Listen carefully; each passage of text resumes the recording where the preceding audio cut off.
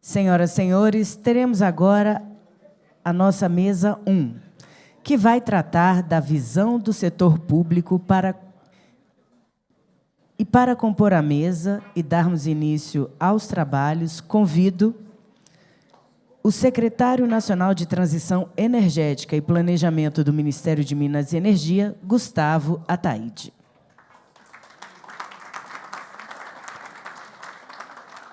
O diretor da ANEEL, Gentil Nogueira. O diretor do Operador Nacional do Sistema Elétrico, Cristiano Vieira. O superintendente da Empresa de Pesquisa Energética, Gustavo Ponte.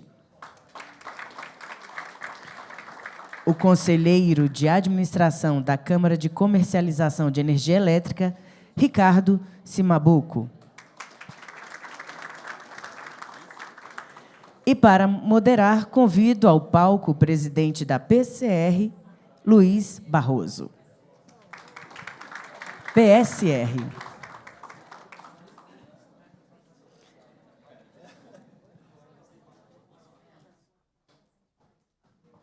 Obrigada. Com a coordenação dos trabalhos, Luiz Barroso.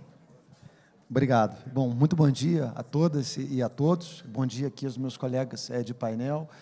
Acho que eu estou muito animado por essa conversa, acho que é a chance que a gente vai ter de um momento um pouco mais técnico, mas nós temos bastante gente, temos pouco tempo, as estrelas aqui hoje são todos vocês. Meu desafio aqui, que não é fácil, é falar pouco, né? Para quem gosta de falar muito, para mim falar pouco é difícil, mas eu queria contextualizar esse painel com as falas anteriores, as falas do deputado, as falas da Marisete, e tentar trazer para vocês um framework. Eu acho que o Brasil ele inaugura, agora, nesses últimos anos, a era 3.0 das hidrelétricas, tá? Possivelmente a dinastia 3.0. Às vezes, a era 1.0 das hidrelétricas era quando as hidrelétricas elas forneciam todos os serviços que o sistema precisava, que eram basicamente o atendimento de base do consumo, isso lá quando eu comecei no setor elétrico, em 98.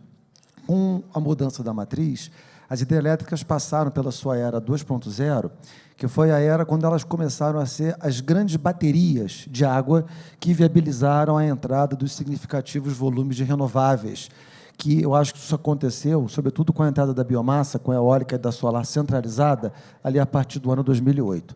Mas a dinastia 3.0, a era 3.0, ela soma ao serviço de base e ao serviço de bateria, uma miríade de outros serviços, como regulação de frequência, inércia, flexibilidade e outros, que são os serviços hoje necessários para viabilizar toda essa inserção de renováveis capitaneadas pela geração distribuída, que hoje tem, com seus 42 gigawatts, a maior potência instalada do Brasil após as hidrelétricas.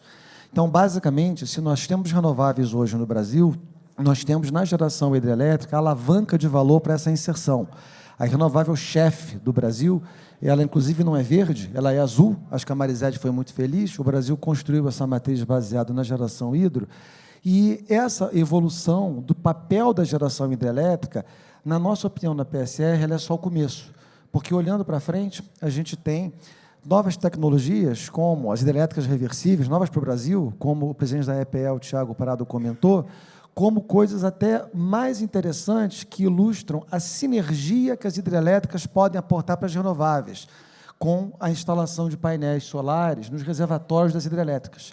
A solar flutuante, por exemplo, ela permite até a gente pensar, de forma mais elucubrativa, que as hidrelétricas podem passar a ter um recurso que chove sol nos seus reservatórios, porque o sol passa a ser uma fonte de energia que permite o acúmulo de água e o fornecimento de todos esses serviços. Para tudo isso, a gente precisa organizar uma agenda. Essas hidrelétricas também têm sofrido os efeitos da matriz, como, por exemplo, o curtailment das hidros, que é a energia vertida turbinável, e tem a questão do sinal econômico. Então, nós temos aqui nesse painel uma chance, e eu queria aqui pedir para cada um que estivesse aqui nessa discussão, que trouxesse num enfoque multi-institucional e num enfoque muito interessante, porque muitos do que aqui estão tiveram participação em outras instituições, além das quais eles estão hoje representando, né? Então, eu queria pedir para cada um de vocês, eu vou começar com o Gustavo Ataide, né, como formulador de política energética, para trazer, acho que, duas linhas de fala, né? Na sua fala, dois grandes elementos.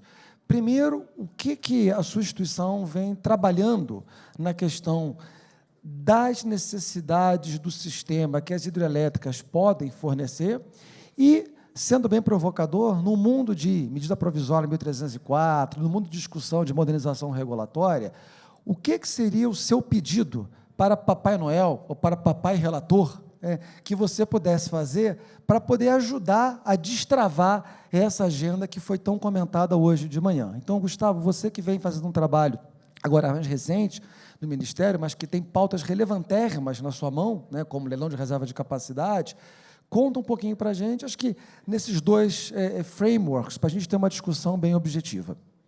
Não, obrigado, Barroso. Primeiro, agradecer aqui à Agência Infra pelo convite, na presença, na pessoa da Leila, aqui agradecer a todos a equipe da agência, cumprimentar aqui também as autoridades, o deputado Diego, meus colegas aqui de painel. Bom, Barroso, vou começar, então, trazendo um pouco desse... Já foi falado bastante aqui do contexto, né, dessa questão, como é que o diretor André Peptoni colocou muito bem, como no início do século as hidrelétricas eram ali 85% da capacidade instalada, e dados aqui da empresa de pesquisa energética no balanço energético do 2025, quando a gente está falando de energia, a fonte hidrelétrica hoje está ali em cerca de 55% da oferta de energia, né? Então, a gente tem, de fato, uma redução da participação em termos energéticos da fonte, mas o que, na minha visão, não reduziu a importância. Pelo contrário, acho que potencializou a importância de atributos e requisitos que a gente talvez não olhasse com a devida importância, né? A gente fala aqui não só do que você comentou dos serviços ancilares, mas fala em atendimento de ponta, em flexibilidade, em capacidade de reservação, que são absolutamente fundamentais num sistema em transformação com a grande penetração das fontes variáveis, né? Trazendo um pouquinho aqui para as ações e o que o poder público, o governo federal, tem atuado, né? Acho que a gente tem algumas ações importantes no Ministério de Minas e Energia. A primeira delas você já citou, que é o leilão de reserva de capacidade. Tiago comentou sobre o grande potencial de repotencialização e modernização do Parque Hidrelétrico Nacional, e o leilão de reserva de capacidade pela primeira vez esse ano, com um produto específico para as hidrelétricas, é um sinal claro de investimento nesse parque gerador, nesse parque ocioso, que durante tantos anos a gente sabia desse potencial, mas nunca teve ali sinais econômicos, modelos de negócio que permitissem o desenvolvimento desses investimentos, né? Então, esse é o primeiro ponto. A gente teve recentemente o leilão de PCHs, que teve vários empreendimentos contratados, também é uma retomada importante dessa indústria, que tem desenvolvimento, que gera emprego nacional, que gera desenvolvimento regional, então é outro fator importante. E no âmbito aqui mais do formulador de política e tentando trazer para a discussão relacionada à transição, a gente tem uma participação importante, ainda que não coordene o Plano Clima, mas na discussão de mudanças climáticas, a gente vem atuando e tentando dar esse enforcement da importância das hidrelétricas quando a gente está falando da discussão de mudança climática e da crise climática mundial, né? Então, do ponto de vista de adaptação, as hidrelétricas são absolutamente fundamentais. A capacidade de ter reservatórios e de rediscutir a importância desses reservatórios, né? Que, além de regularizar a capacidade hídrica em tempos de vazões e de secas, a gente consegue ter mais capacidade também de amortecimento de cheias. Então, isso num cenário de cenários extremos de mudanças climáticas, isso é absolutamente fundamental também. Então, a gente está falando de adaptação e, na dimensão mitigação, permanecer com a nossa matriz, com o nível de renovabilidade, passa muito pela hidrelétrica e da nossa capacidade de continuar expandindo a fonte hidráulica no país, né? Pegando um pouco da sua provocação, né, Barroso, assim, se pudesse pedir para Papai Noel um desejo para ser atendido, talvez eu pediria mais de um desejo, tá?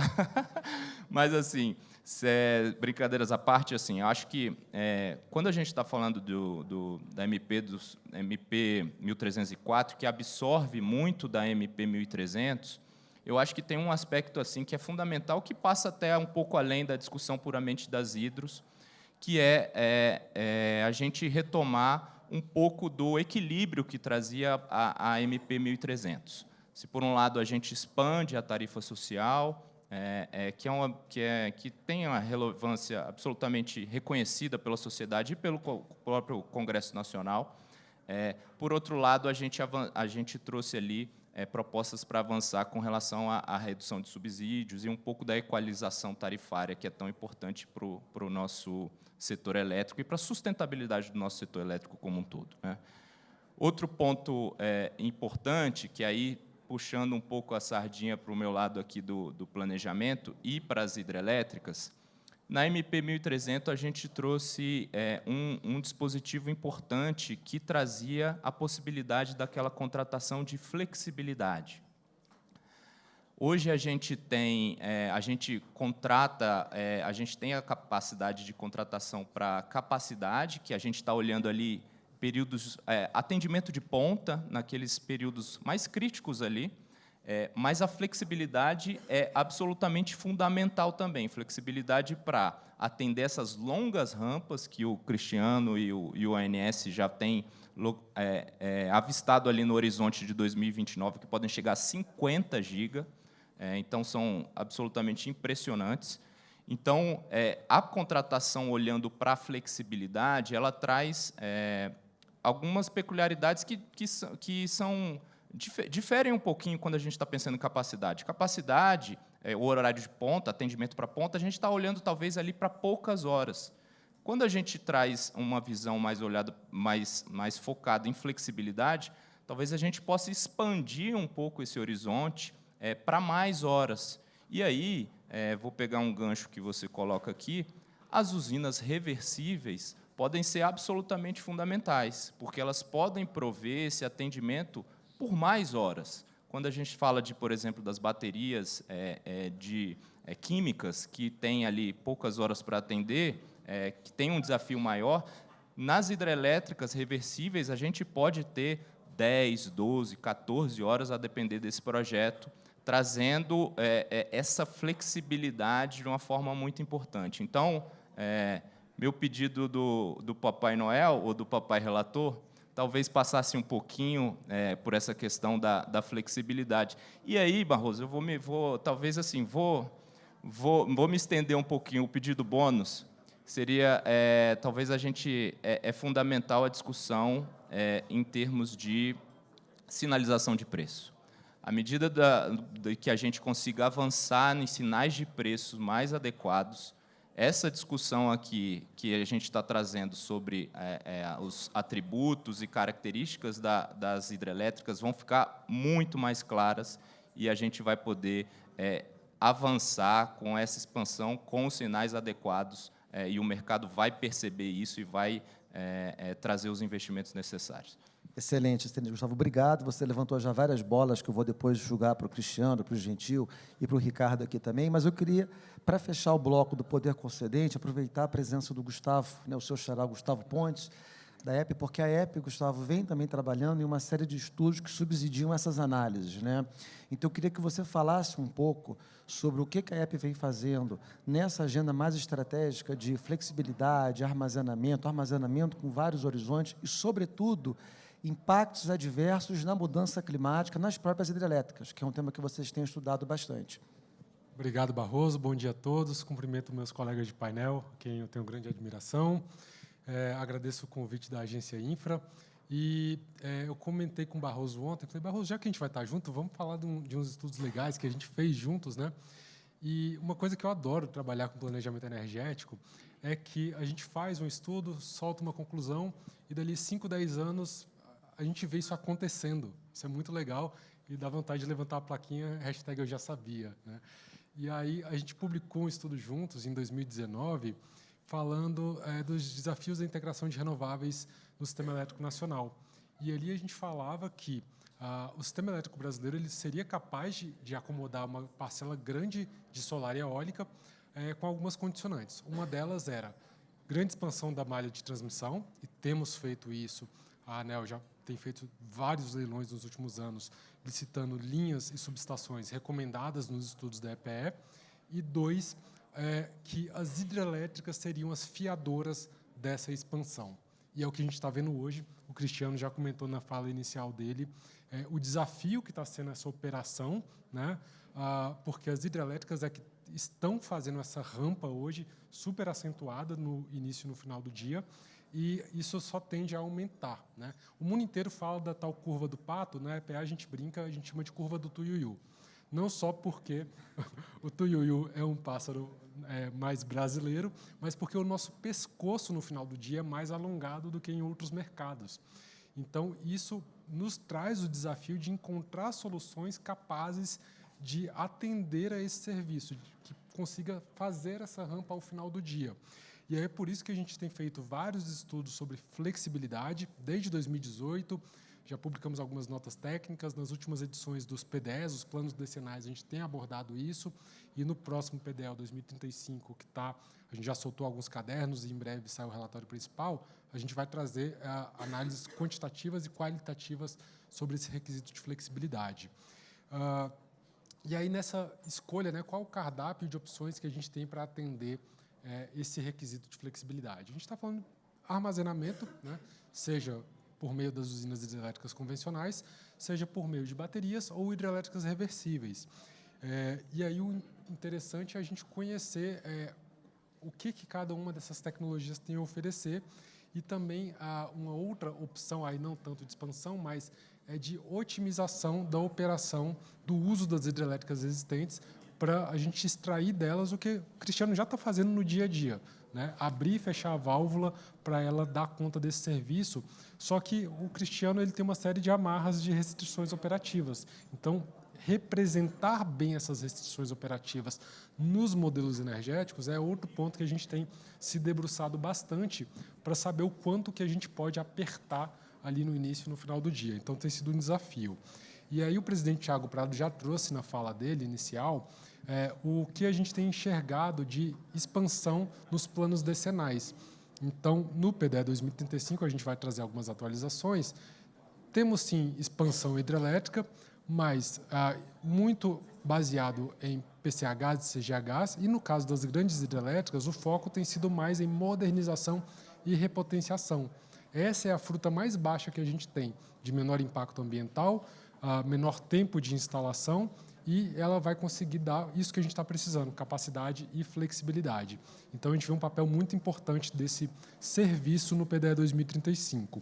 E se a gente, no Brasil, ainda não precisou investir massivamente em tecnologias de armazenamento, foi porque as hidrelétricas, o nosso parque hidrelétrico, nos permitiu isso hoje, né? Agora, como essas rampas vão ficar cada vez mais acentuadas, aí a gente começa a precisar de novas tecnologias e, como o Thiago já antecipou, estamos falando da ordem de gigawatts de tecnologias de armazenamento nos próximos 10 anos. E aí, para isso, falando mais de armazenamento em usinas hidrelétricas reversíveis e baterias, nós já publicamos vários estudos na EPE sobre essas duas tecnologias.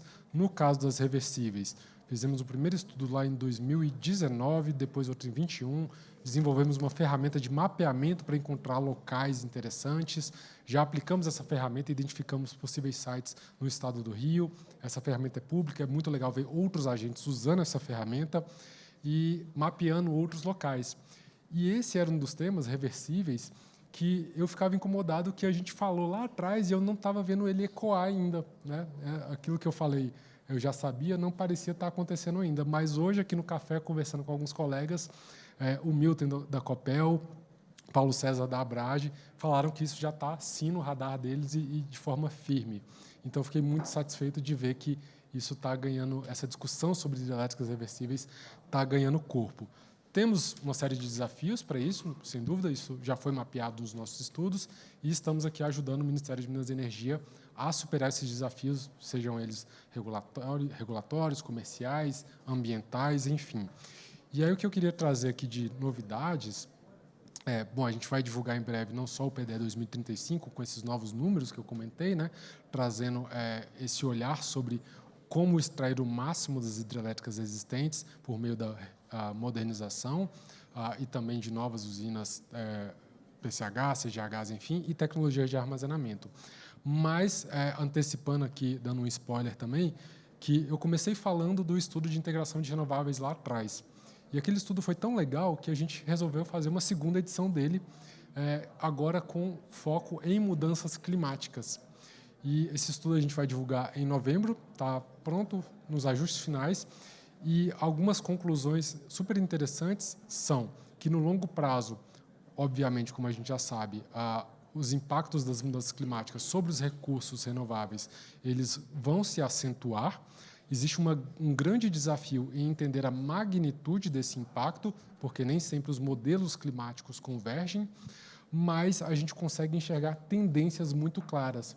E aí, sabendo quantificar esse possível impacto lá na frente, a gente consegue se antecipar e tomar decisões de planejamento que nos preparem para que a gente chegue lá na frente com mais segurança, garantindo o atendimento aos critérios de suprimento e reduzindo também os custos para o consumidor. Então, a gente vai ter muitos desafios interessantes pela frente e, para isso, as hidrelétricas vão continuar tendo um papel fundamental e prestando novos serviços para o sistema elétrico brasileiro. Barroso, para começar, é isso a brincadeira. Excelente. E o pedido para Papai Noel, papai relator, né, que você acabou não fazendo, eu vou fazer em seu nome, porque na MP 1300 existia uma proposta de alteração em um dos artigos que trazia para a dimensão da operação a representação das rampas hidrelétricas e termoelétricas, das restrições de produção de usinas individualizadas e da reserva operativa de potência, né? Então, eu acho que a retomada desse artigo atende uma das coisas que você colocou, e legal. Também acho que você e seu xará Gustavo trazem uma discussão muito estratégica das reversíveis e tal, mas eu tenho tido muito cuidado nos meus posicionamentos de não colocar tudo dentro do mesmo horizonte, porque, às vezes, todo mundo acha que reversível, bateria, tudo para amanhã, né? E não é. Isso tem dimensões temporais muito diferentes. Mas o que possivelmente seja o fruto mais baixo na árvore que a gente possa colher é a melhoria do sinal econômico, né? Quer dizer, melhorar o sinal econômico é o que é dito por 11 em 10 frases aqui nesse evento. E eu acho que o meu colega, o Ricardo Cimabuco, que tem uma experiência enorme de formulação de políticas públicas e agora na CCE, tem muito a detalhar do que já foi dito pelo nosso querido amigo Alexandre, agora na fala dele de abertura, sobre formação de preços e o que a CCE está trabalhando, claro, em conjunto com outras instituições, para melhorar esse sinal econômico. Porque a dinâmica desse painel é que eu vou deixar o Cristiano por último, para depois, Cristiano, dizer que perguntar se tudo que eles estão prometendo aqui te atende, né? Ou se você ainda vai ficar nervoso. Mas vamos lá. Ricardo, conta um pouquinho para a gente o que vocês estão fazendo nessa dimensão, bem da formação de preços, que tem muito trabalho legal que a CCE está conduzindo. Obrigado, Barroso. Bom dia a todos, a todas também. E agradeço o convite da Agência Infra, da Abrage também, para participar desse painel. E essa oportunidade para a CCE também de colocar, né, os pontos que são relevantes para o setor. Eu diria que, nessa questão da formação de preço, Barroso, a gente tem, com o apoio do Ministério de Minas e Energia e o Banco Mundial, no projeto Meta 2, temos desenvolvido um estudo voltado a essa avaliação da formação, da discussão da formação de preço, né, se preço por oferta, preço por modelo, como a gente já tem, e com o apoio da PCR, como líder, né, do consórcio que foi contratado para fazer esse estudo, brilhantemente sendo conduzido pela PCR, diria. Uma das grandes conclusões que eu coloco aqui, que estão sendo trazidas, é que, assim, a mudança do modelo de formação de preço por modelo para a mudança de formação de preço por oferta é um prazo grande.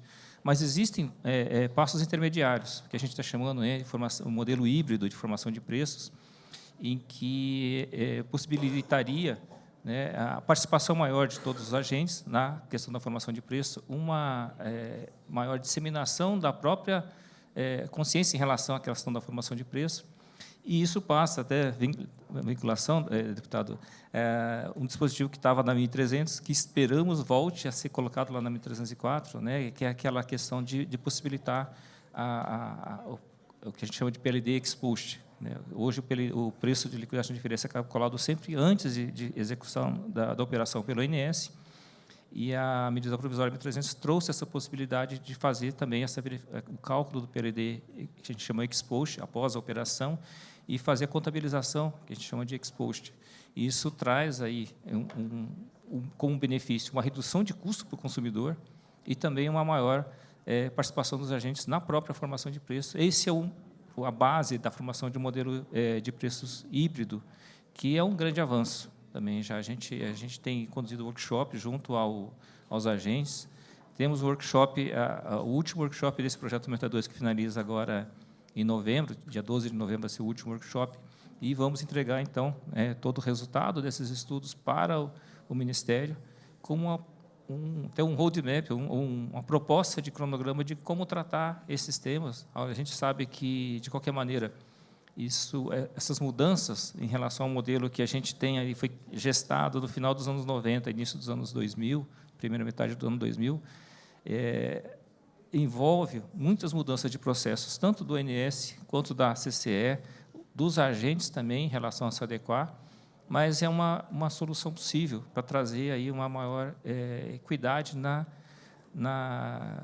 gestão dos custos do sistema, no pagamento dos custos do sistema para todos. Né? Aproveitando, até vocês citaram um estudo lá de 2019 da EPE, queria resgatar também outros avanços que a gente acabou, na época de 2019, foi conduzido pela doutora Marisete, ali, o GT de modernização, estão nos resultados dos modelos, dos estudos feitos naquela época. Um grupo de estudos específico que era conduzido pela CCE, foi conduzido pela CCE, mas com apoio da EPE também, da ANEEL e do ONS, trouxe lá, naquela época, avanços importantes que poderiam ser trazidos, todos voltados para o próprio impacto à formação de preço e impactam em muito a questão do MRE, o tratamento do MRE, que é muito importante também para a própria formação de preço. Alguns dos achados naquela época, né, das propostas, foram, ao longo dos anos, sendo tratados, seja regulatoriamente pela ANEEL, como o ajuste da sazonalização, que a gente já se permitiu esse avanço na parte regulatória. A 14052, em 2020, já trouxe a solução do GSF ali para as usinas, para o ACL, né, com base nos atrasos de transmissão e a antecipação de garantia física das estruturantes. Mas tem alguns outros pontos que foram trazidos lá, pensados, gestados uma discussão muito profícua na época, né, todo mundo participando. Infelizmente, a pandemia em 2020 acabou bagunçando todo esse planejamento do Ministério de seguir adiante. E eu acho importante, né, a gente resgatar essas discussões todas, né, esses relatórios estão todos disponíveis ainda no site do Ministério. Alguns avanços que foram apontados lá que talvez sejam interessantes repensar. Um deles é a questão da performance das usinas. Hoje, né, as usinas hidrelétricas, principalmente no âmbito do MRE, quando tem uma performance, né, o TEIF e IP abaixo da referência, tem uma penalização ali, mas aquelas que têm uma performance melhor do que as suas taxas de referência não têm uma bonificação. Essa é uma das propostas que foram buscadas ali. Isso traria uma eficiência, né, em toda a produção de energia. Outro ponto que seria interessante resgatar ali também, a questão da valoração da tarifa de energia de otimização, que pela lei fala que tem que ser o custo de operação, né, custo mínimo de operação da troca de energia entre as usinas, mas isso pode não refletir necessariamente, né, realmente o custo real das usinas. Então, eventualmente, uma alteração da valoração da TEL pode fazer com que aquelas usinas, principalmente as que não são despachadas centralizadamente, passem a ser, que hoje para elas pode ser um custo muito pequeno e não incentivar a própria geração. À medida que se sobe a valor da TEL, né, se permite pela legislação elevar o valor da TEL, pode incentivar com que todas as usinas também que não são despachadas centralizadamente passem a gerar e contribuir mais para o MRE, né, e equaliza também realmente essa distribuição de custos do sistema. Um outro mecanismo que eu acho interessante pode trazer algum alívio, principalmente no termos do impacto do GSF daqui para frente, né, que foi pensado lá, seria permitir que as usinas hidrelétricas utilizem, a proposta lá era o seguinte, fazer um leilão todo ano, em que as hidrelétricas possam comprar o excedente de geração da energia de reserva, adquirir energia de reserva, né, o leilão seria por quantidade e oferta dessa geração de energia de reserva, e utilizar esse recurso financeiro para elas, né, nessas situações. Tá? Diferente do que tinha sido previsto na 13.203, né, que a solução do ACL era os geradores comprarem energia de reserva, né? Essa proposta discutida lá no âmbito do GT de modernização seriam leilões em que as hidrelétricas poderiam, né, do MRE, participar de um mecanismo competitivo, e isso faria com que elas conseguissem ter um hedge financeiro ao longo do ano, e para o consumidor teria a vantagem de ele ter aí uma estabilidade em relação ao pagamento do encargo. Hoje a CCE, como gestora, né, da recursos da encargo de energia de reserva, para o consumidor tem muita, eu diria, assim, a cada mês o consumidor pode ser cobrado ou não para o pagamento do encargo, a depender da situação de geração das usinas de energia de reserva. Isso causa, a cada mês, para o consumidor, uma indefinição em relação àquele montante que vai ser pago ou mesmo ou não. Esse mecanismo permitiria ter uma estabilidade para o consumidor, uma previsibilidade, até um ponto que foi falado muito no seminário do Ministério ontem, sobre a previsibilidade para a formação de preço. Então, para o consumidor também traria uma previsibilidade em relação aos custos da energia de reserva, e possibilitaria também as hidrelétricas terem aí um hedge financeiro em relação às situações que, geralmente, quando tem uma grande geração da energia de reserva, é o momento que o GSF está mais afundado, né? Então, tem mais prejuízo para o gerador hidrelétrico. E a gente tem ainda contratado, até 2032, pelo menos, em torno de 4,5 giga médio contratado, né? A partir dali, de 32 em diante, que começa a reduzir até 2042, a contratação atual de energia de reserva. Então, a gente tem ainda grande quantidade de energia de reserva contratada, e isso, né, poderia trazer um alívio em relação a essa questão da situação financeira das geradoras, né? Tudo discussões, né, doutora Marizete, que a gente gestou, pensou, podemos avançar nisso, mas aí, como eu disse, né, 2020, a pandemia e os anos seguintes acabaram desviando o foco do Ministério todo em relação a essa questão. Mas todos, né, Barroso, eu diria, né, pontos, como você disse, né, que precisariam ser ajustados e ajudam em muito, né, toda essa aceitabilidade do setor, e principalmente na questão da formação de preço. Traz mais esse conforto para todos em relação à formação de preços. Não, excelente. Você traz, no fundo, 4 pedidos, né? Seja para Papai Noel, Papai Relator, não interessa, mas você traz, para a gente resumir, essa questão da compra do laço de reserva em caráter temporário, para você fazer um hedge financeiro, você traz o ajuste à tarifa de otimização, você traz, qual era o outro item? Além das questões de formação de preço, tinha mais o terceiro item que você trouxe, ajuste na TEL, laço de energia de reserva, de aumento da disponibilidade para valorizar no MRE. Perfeito. Tá? E a questão de formação de preço. E na formação de preço, eu só queria te complementar que existem 2 discussões em andamento que são muito importantes. A primeira, que você traz da dupla contabilização com preço exposto, ela serve para dar um sinal econômico para a gestão da incerteza dos recursos que estão no sistema. Se 24 horas antes o vento disse que ia ventar, o sol disse que ia brilhar, e ele não brilhou, ele não ventou na hora que a operação acontecer, é porque alguém substituiu aquela geração. E essa complementação ela tem que ser valorizada economicamente. Esse é um ponto. O segundo ponto é o fato que a gente precisa de um recurso que produza um pouco mais rápido, reduza um pouco menor, que é a qualidade do preço mesmo, que liga um pouco com o que os Gustavos falaram anteriormente.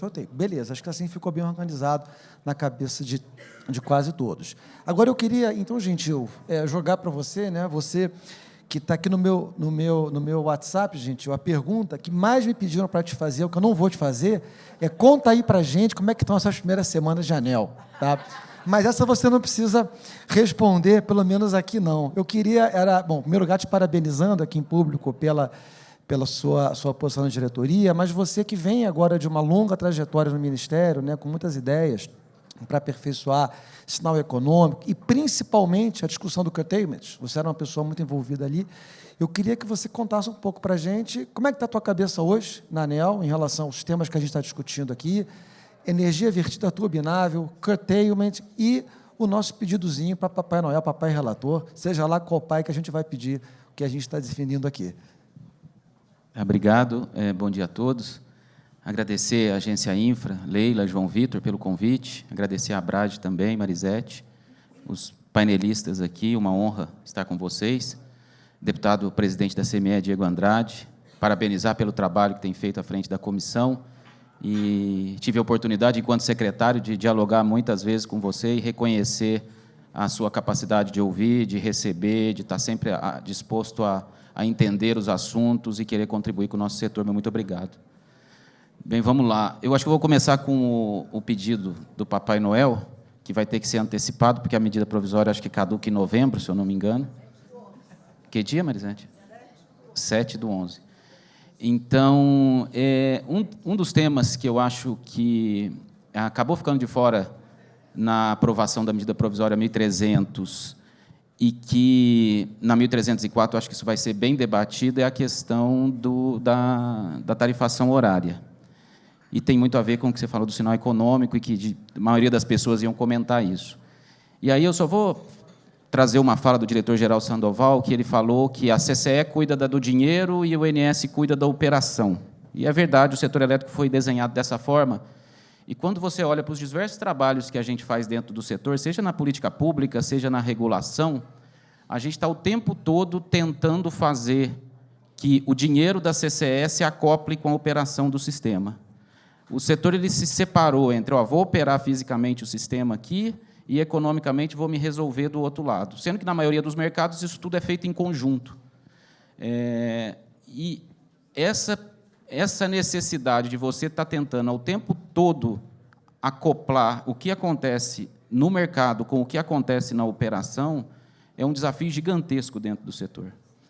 E ali, na medida provisória 1.300, quando a gente falou de tarifa horária, de tarifação horária, que basicamente ter um preço por hora que mostre a situação do sistema em cada hora, é extremamente importante para o setor. O preço ele tem diversas funções, mas uma das funções principais dele é dar informação.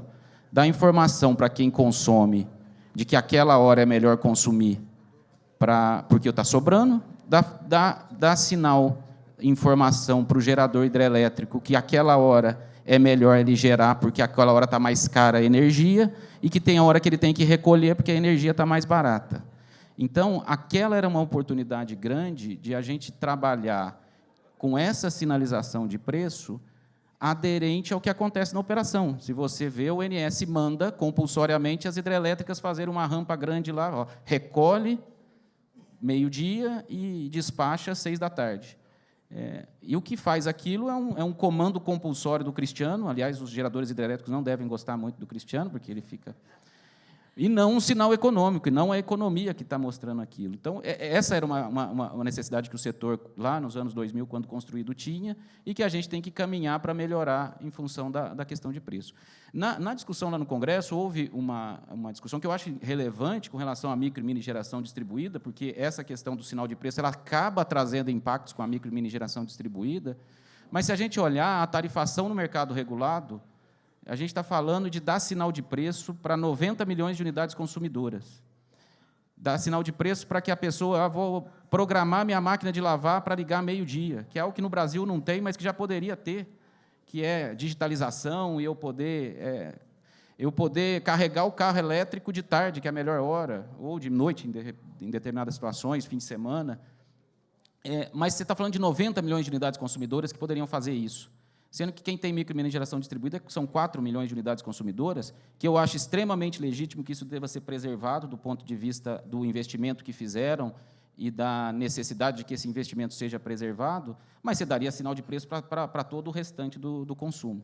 Então, esse seria o pedido antecipado do Papai Noel, e acho que é extremamente importante discutir isso, a forma de fazer, talvez a forma que o Ministério, na época, colocou não seja a melhor. Acho que a ANEEL tem competência para fazer a despeito da lei, tá? Porque a política tarifária é uma atribuição da ANEEL, mas é importante que essa discussão também ocorra no Congresso Nacional. Sobre as outras questões que está falando, até porque meu tempo está esgotando, sendo bastante rápido, com relação ao curtailment, eu vejo que existe uma discussão muito profícua no Congresso Nacional com relação a esse assunto, isso foi bastante debatido entre os deputados na 1300, mas eu acho que existe uma camada no Congresso Nacional que tem uma amplitude de oportunidades muito maior de trabalhar com o curtailment, mas ainda eu acho que existe, dentro da própria ANEEL, uma amplitude a ser explorada infralegal, regulatoriamente, tanto para curtailment de geração hidrelétrica, quanto para curtailment de eólica e solar, e principalmente com a revisão da Resolução 1300, revisitar aquela resolução que fala do ressarcimento do curtailment, é lógico, respeitando o limite legal que hoje nos é imposto e sabendo que o Congresso Nacional pode legitimamente também avançar ainda mais dentro das competências, modificando a lei, o que também eu acho que é legítimo e oportuno com relação ao assunto. Sendo breve, é isso. Obrigado. Excelente provocação, Gentil. Você traz o conceito de reavaliar as condições que basearam a 1300, né, a resolução, se essas condições de contorno mudaram, se não merece refazer a avaliação dessa resolução. Interessante. Cristiano, com base em tudo que você escutou aqui, sobrou alguma coisa para Papai Noel te atender, ou você tem mais pedidos para eles mesmo? Eu tenho uma listinha de pedidos aqui, a caixinha de pedidos, né? Mas, vamos lá. Primeiro, aqui, bom dia a todos, né? Agradeço aqui a Leila, a Agência Infra, pelo convite, a Marisete, pelo convite da Abrage aqui. Uma satisfação estar representando aqui o ONS nesse evento. Deputado Diego Andrade, também é uma satisfação, mais uma vez, nos colocando aqui à disposição para todo o debate, né? A respeito da modernização do setor, né? Junto, claro, com todas as instituições. Nós tínhamos um sistema muito mais simples ali no final dos anos 90, começo de 2000. Quando a gente fala no sistema hidrotérmico, basicamente, toda a carga era supprida por hidrelétrica e, quando houvesse alguma restrição elétrica, acionava-se uma termoelétrica mais cara, ou, bom, por que eu vou ter uma contribuição energética de uma termoelétrica?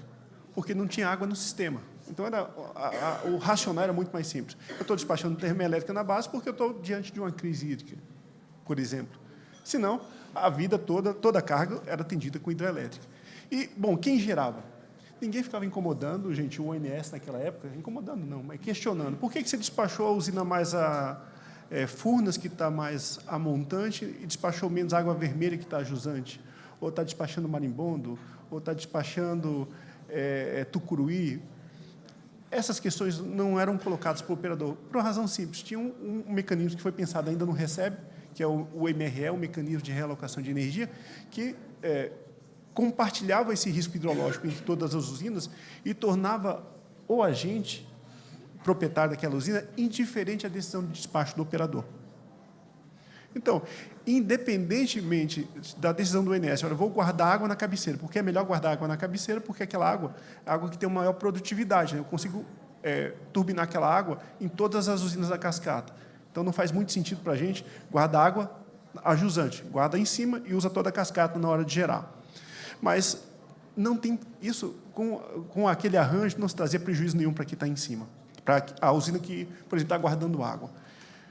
20 anos depois, entram novas renováveis não hídricas no sistema e muda completamente essa lógica, porque elas passam a deslocar e esse deslocamento não tem compensação nenhuma. Tá? Nós não temos um MRE de vento, não temos um MRE de sol. E se você perguntar um pedido, um dos pedidos é esse. Algo semelhante ao MRE que existe para as hidrelétricas, que possa ser implementado e que torne esses agentes também indiferentes à decisão operativa. Então, o ONS está fazendo o melhor, aquilo que é necessário no momento, para garantir uma operação segura. E ao fazer o que é melhor para garantir a operação segura naquele momento, aquele agente ele deveria ser indiferente do ponto de vista econômico àquela decisão.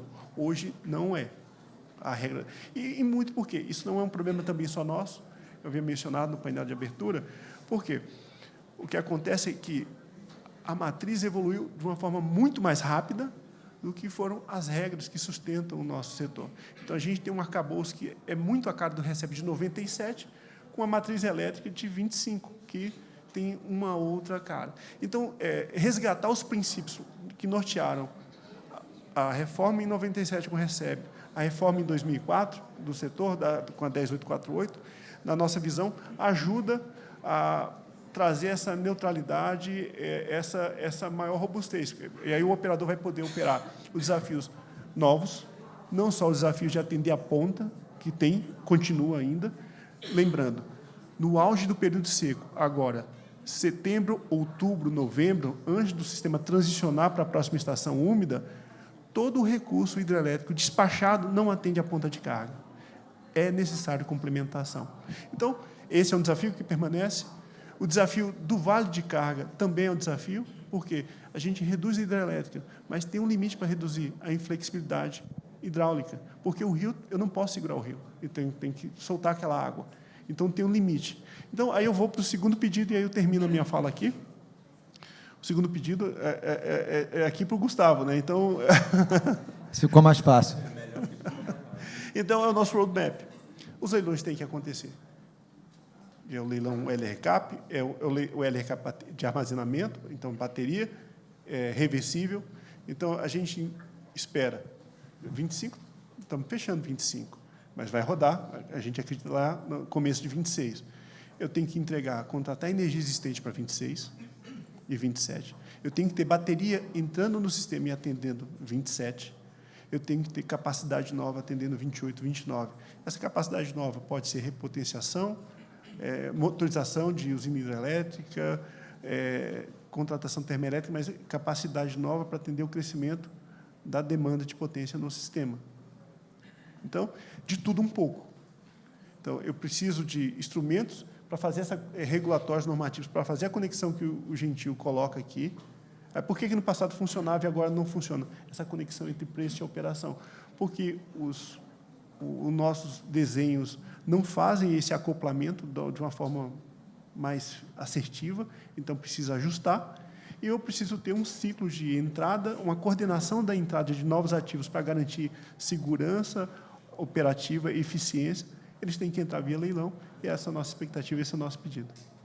Gentil, Cristiano, Gustavo, Ataíde, Pontes e Ricardo, vocês trouxeram um conjunto de temas muito grandes, que eu acho que forma aqui uma boa agenda de trabalho, que o bom velhinho nos escute, que o bom relator nos escute também, mas que todos nós aqui, como mercado, podamos, eu acho que, nos unirmos para ajudar, acho que vocês e vocês também, criarem um ambiente de união, para que a gente possa construir todas as ideias que foram colocadas aqui, que são todas muito boas, muito provocadoras. Eu queria agradecer à Agência Infra pelo convite, a oportunidade de estar aqui, e para mim foi uma honra, eu aprendi bastante com todos vocês, e vamos lá, porque a luta continua. Passamos para o próximo painel. Obrigado.